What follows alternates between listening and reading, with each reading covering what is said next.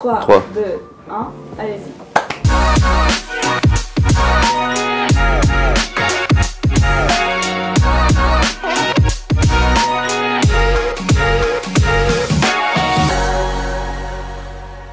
Étienne Faguet, cofondateur du réseau Atipio.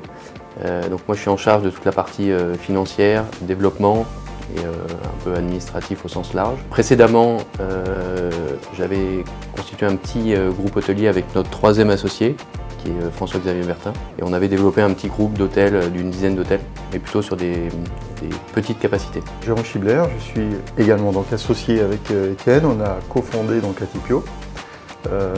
Et moi je suis en charge de la partie des opérations. J'ai un parcours très hôtelier, ça fait quelques années que je suis dans l'hôtellerie j'ai avec un de notre troisième associé, j'ai eu une assez longue expérience dans un groupe qui s'appelait Alliance Hospitality. Je pense que c'est la rencontre avec Jérôme. En fait on s'est rencontrés en 2018.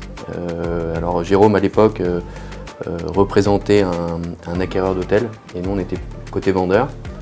Et bon, l'opération ne s'est pas faite, mais la rencontre en tous les cas nous a permis de nous projeter sur un projet commun. Et donc on a réalisé qu'on était très complémentaires au niveau de nos qualités, donc Jérôme sur la partie opérationnelle et moi plutôt sur la partie développement. Et on avait une vision commune, long terme, sur des actifs effectivement plus gros. Voilà, et c'est sur cette base-là qu'on a créé Atipio. Non, effectivement, ça s'est passé très très vite. On peut dire qu'on a eu un coup de cœur, mais c'est comme ça que ça s'est fait. C'est-à-dire qu'on a rapidement compris l'intérêt d'une association ensemble, parce qu'on avait des qualités et des forces qui étaient non pas opposées, mais très différentes et complémentaires. Et je dirais qu'en moins de 15 jours, alors qu'on était en train d'étudier un projet d'achat-revente, on s'est immédiatement orienté en disant mais en fait l'association de nos deux complémentarités nous permettrait peut-être de créer quelque chose auquel on aspire depuis des années. Et naturellement, je dirais que 2 mois après, on avait pratiquement déjà écrit la feuille de route qui est celle qu'on a aujourd'hui, l'Atipio.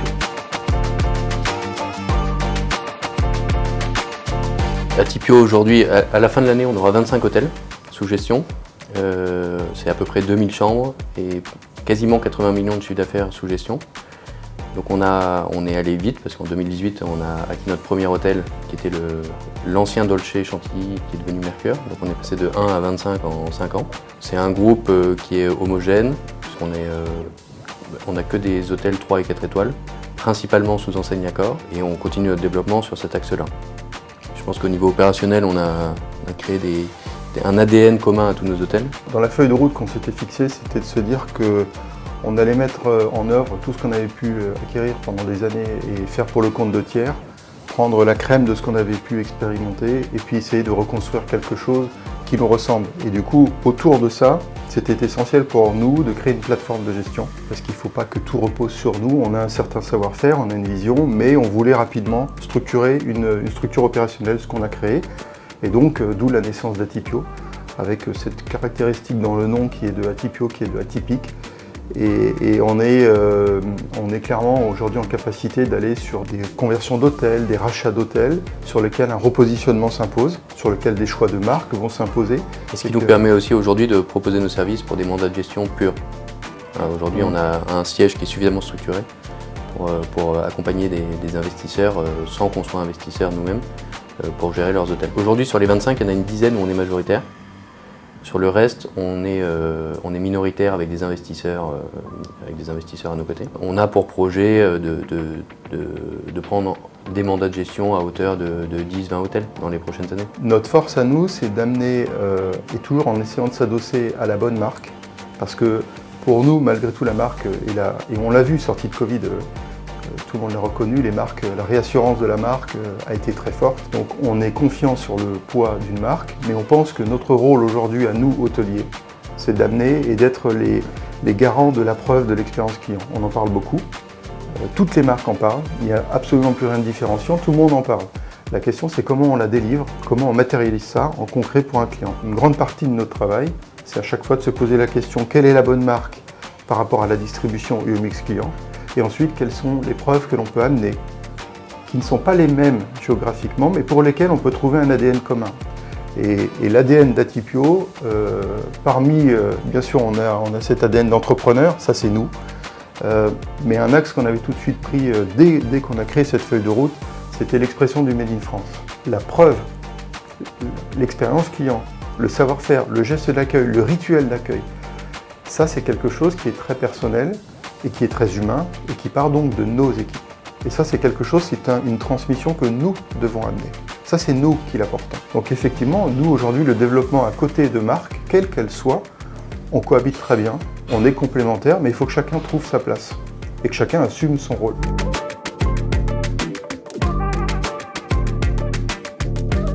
On a, nous, engagé ce qui est somme toute aussi assez classique, toutes les démarches de classification type clé verte ou autre. Mais on a cette volonté, nous, effectivement, d'aller plus loin, d'avoir nos propres marqueurs qui nous permettent d'embarquer nos équipes. Parce qu'il y a le réglementaire, il y a ce qu'on fait parce qu'on nous demande de le faire, et il y a ce qu'on va exécuter parce qu'on y croit. Et en général, le deuxième aspect est beaucoup plus fort.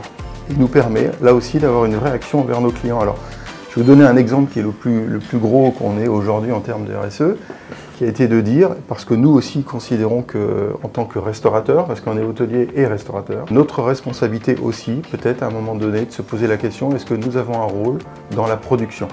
Et est-ce que nous pouvons tirer à un moment donné notre épingle du jeu et être acteur? Donc le locavore, là aussi tout le monde en parle, la question c'était de dire, mais est-ce que le locavore est toujours à notre portée? Pas toujours.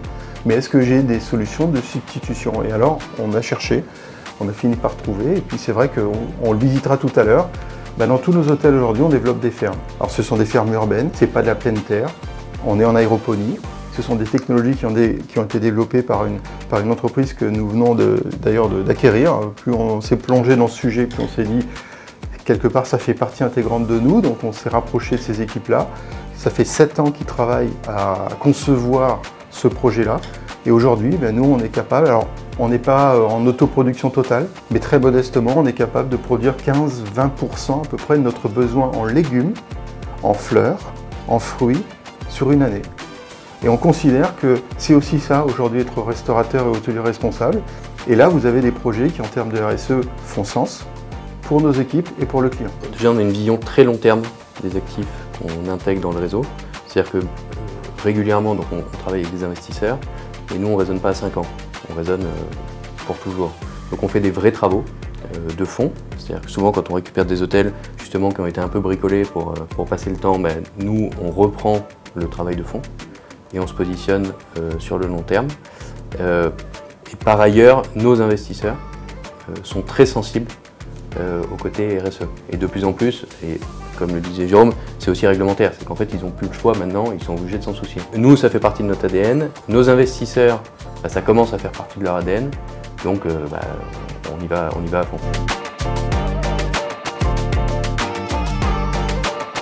On a créé Atipio en 2018. Donc on n'a rencontré que des crises depuis qu'on a créé Atipio. On a eu les gilets jaunes, les grèves, le Covid, les regrèves. Notre modèle a montré qu'il était résilient. Donc clairement, on maintient notre stratégie de développement, on maintient notre stratégie sur les actifs, d'autant plus qu'on s'est quand même positionné globalement sur des actifs avec de la restauration, du séminaire, pas en centre-ville de Paris et autres. Il s'avère qu'aujourd'hui, c'est ce qui marche le mieux, parce que les entreprises ont moins de bureaux, ont besoin de se retrouver dans des espaces séminaires et autres. Enfin, voilà, pour nous, c'est un cercle vertueux. Donc clairement, on maintient notre stratégie. La hausse des taux, en fait, ça a plutôt un impact sur le rendement escompté. Et on l'impacte à 100%. On ne constate pas de grosses baisses de prix sur les actifs hôteliers, pour le moment, malgré la hausse des taux, parce que les performances sont très bonnes, les prix moyens ont pas mal augmenté. Et du coup, ça compense en partie cette hausse des taux. Voilà, nous on reste dans notre stratégie. Ce qu'on ressent, c'est que la qualité du service, la qualité client, la qualité de la prestation prend le pas sur le prix. Et qu'aujourd'hui, celui qui s'en sort, c'est celui qui a... Alors le poids des avis clients, c'est un autre sujet, mais celui qui délivre une prestation à la hauteur, celui qui arrive à contenter le client, aujourd'hui traverse confortablement la crise, voilà, ou les crises.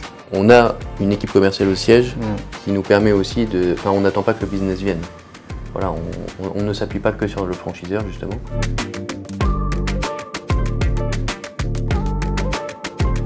On a eu une démarche tous les deux assez volontaire l'année dernière et on a décidé d'engager le groupe dans une démarche avec un réseau d'entrepreneurs comme nous, qui s'appelle Mieux, qui est un collectif d'une vingtaine de chefs d'entreprise qui ont la volonté, en s'associant, de brainstormer entre nous et de se dire chacun qu'est-ce qu'on fait au sein de notre entreprise pour améliorer la qualité de vie au travail de nos salariés. On a créé notre propre charte ESG en 9 points qui nous permet et qui émane tout simplement de l'expression de nos équipes et qui disent pour nous ce qui est important aujourd'hui, voici les points.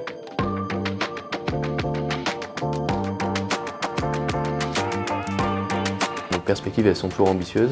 Alors, on est finalement allé plus vite que ce qu'on imaginait, parce qu'on n'avait pas prévu d'avoir 25 hôtels à la fin de l'année. On a un prochain palier qui est clairement à une quarantaine d'hôtels et qui est prévu pour dans 2 ans. Voilà, donc on a un développement qui est très actif, qui est supervisé par Mathieu qui fait partie de nos équipes. Et on est aujourd'hui en train de consolider un peu notre siège, encore plus, avec un bras droit pour Jérôme et un bras droit pour moi, pour qu'on puisse continuer à accélérer le développement et que les hôtels soient toujours bien supervisés et gérés. Sachant que les fermes Agripolis, c'est une société qu'on a acquis en juillet, mais qui a vocation à proposer ses services à d'autres établissements en dehors du réseau Atipio. Donc là aujourd'hui, nous, on est en train de le mettre dans nos hôtels. Il y a une dizaine d'hôtels qui sont équipés. Et à terme, on ira le proposer à d'autres hôtels. Merci à tous les deux. Voilà, Merci. Merci.